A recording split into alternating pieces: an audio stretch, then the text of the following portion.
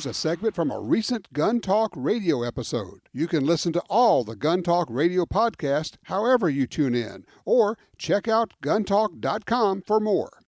Paul is enough of a glutton to stick around. What do you think? Well, he did. He called earlier, and we got him back in, so he's obviously a glutton for something here. Hey, Paul, how you doing, man? Well, they haven't caught me yet.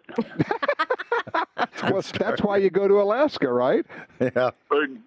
A lot of people do, believe me. Oh, trust me, I know. I always tell people, I said, look, the reason that there are a lot of folks out in the bush in Alaska, because that's about as far as they could run.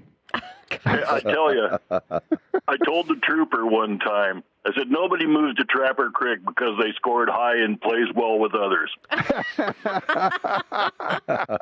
So true. So, Yeah. but enough about you. I'm going to use that. I said, you owe me a dime every time you do, and I still haven't seen a dime from him. So, Yeah, Well, see, he doesn't play well with others either, so what can I tell you? well, he don't play well with me anyway. Well, I know. So what's cooking?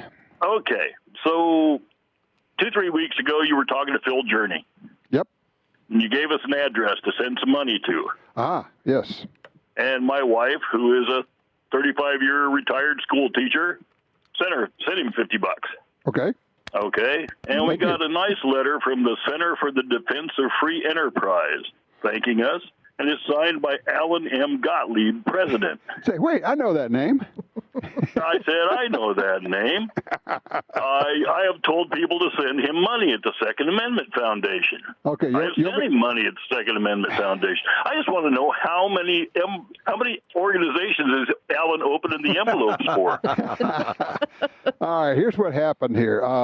Phil was really like hurting for money, and he decided to do this thing. And I mean, we've talked about it. It's like he doesn't have the money to do this. He needs hundreds of thousands of dollars. He said, nobody has the money. I realize that. So he used to call for him. And he said, but I need a way to take money. He says, but I don't have any way to I don't have time to form a 501c3 or any of that stuff.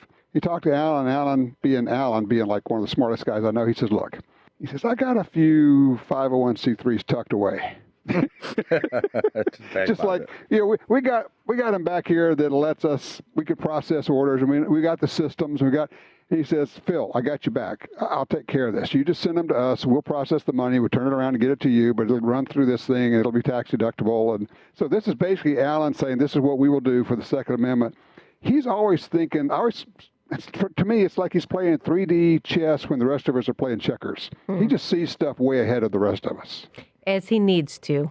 Well, years of experience will do that. Speaking of being ahead, Jess? on the back of this letter, we have the National Advisory Board. And one of the academic advisors is Walter E. Williams, who died about 6-8 months ago. I understand that. But we also have Senator Jesse Helms and Senator Ted Stevens. Ted Stevens has been dead for 10 years. I told you he had this thing sitting in the back pocket. I said I didn't say he'd been using it. I think they had old letterhead. They had old letterhead sitting in the back that they just processed out of there. But you do make a good point. You say, look, if you're going to send this stuff out, don't send stuff out that's that dated. Yeah, you can get away with Walter Williams, but if people have been dead for a decade, we probably ought to go ahead and ditch that letterhead. I agree. It doesn't look good. I feel like a schmuck because I've been telling people to send Alan money. Well, no, I mean, it's going to a good cause. This was just one of those.